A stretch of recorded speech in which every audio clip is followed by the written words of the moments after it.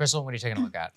Well, the budget details of new UK Prime Minister Liz Truss's mini budget are almost comical in their reverse Robin Hood absurdity. So we're talking about eliminating the top tax bracket for individuals altogether and a huge giveaway to the richest citizens, and even going so far as to ditch the cap on banker bonuses.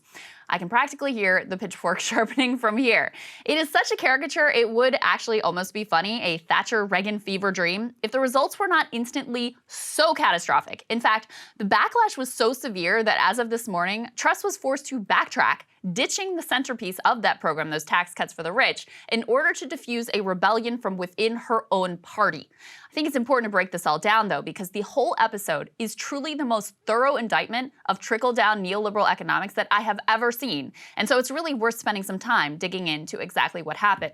So the fallout here was immediate. Once that mini budget with the huge giveaways to the rich was announced, the market for UK government bonds, those are called gilts, immediately freaked out, massively raising the cost of borrowing for the government and for many other corporations and individuals as well. That's what you can see here in this chart. Yields on 10-year government bonds spiked 130 basis points in 4 days, 275 basis points over 7 weeks. That is an insane jump, and it triggered then a whole series of follow-on events as well. Most notably, pension funds started to collapse. Now, in the UK, so-called defined benefit pension funds, where you're guaranteed a certain payout upon retirement, those are still pretty common there, even though they are not common here anymore. And many of these pension funds had employed an investment strategy which was supposedly more conservative and relatively low risk, called liability-driven investment. Now, I'm not going to bore you with the details, but basically, these funds were really dependent on those UK government bonds maintaining some basic level of sanity.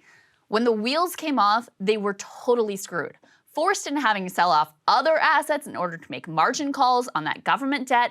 And once these large funds have to start fire selling everything, you can easily imagine a huge contagion that infects basically every sector of the economy. At the same time, this instant massive interest rate hike was a terrifying prospect for homeowners and those who were just about to buy a home. Now, the UK mortgage market is a little bit different from ours. Here, typically, once you lock in a mortgage rate, you got it set for the length of your 30-year fixed rate mortgage. In the UK, about a third of homeowners are set to have their rates reset in just 2 years' time. According to an analyst cited by Bloomberg, 1.4 million borrowers will have their rates reset within the year. They watched with horror as rates spiked, and along with them their future mortgage payments in a nation already struggling mightily with housing affordability. But it was most immediately brutal for those who were just on the cusp of buying, as the market chaos caused banks to actually pull a bunch of their mortgage products off of the market while they waited for conditions to settle down. The potential for outright collapse, it was actually so pronounced that the Bank of England, that's the UK's central bank, they were forced into action. Now, the UK has also been suffering with high inflation, actually higher than ours, and huge energy price spikes, much more severe than what we are dealing with here. So to try to combat it, like our central bank, theirs has been hiking rates in an effort to get that inflation under control.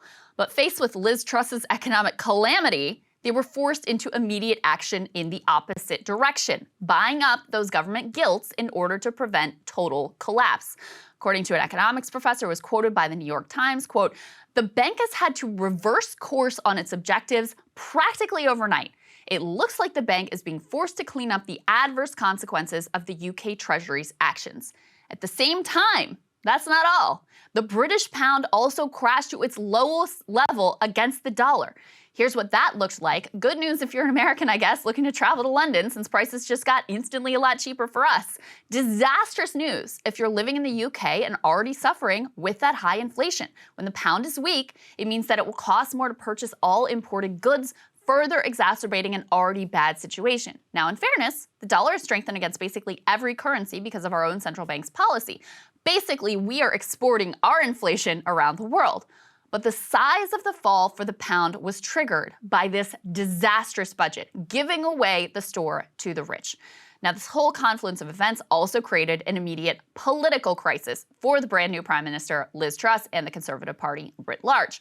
Not only has the budget been an utter disaster, but she has been wooden and completely lacking in empathy in her response, offering ridiculous excuses like this is all somehow Vladimir Putin's fault. Here's how she defended herself in a local BBC radio station interview. I and the Chancellor have taken decisive action to deal with that. From this weekend, the energy bill price guarantee comes in, so people will be facing no more than £2,500 for a typical energy bill. We've also taken action to reduce our tax burden and spur Prime Minister, with respect, that is the same scripted answer you've given to every BBC local radio station this morning. You've got the Bank of England stepping in now to try and clean up a mess a government has caused. That has never happened. We have a very, very difficult economic global situation because of the war that Vladimir Putin has perpetrated in Ukraine. And countries are under pressure around the world. This isn't Putin. This isn't just about Putin. I mean, your Chancellor on Friday opened up the stable door and spooked the horses so much you can almost see the economy being dragged behind them.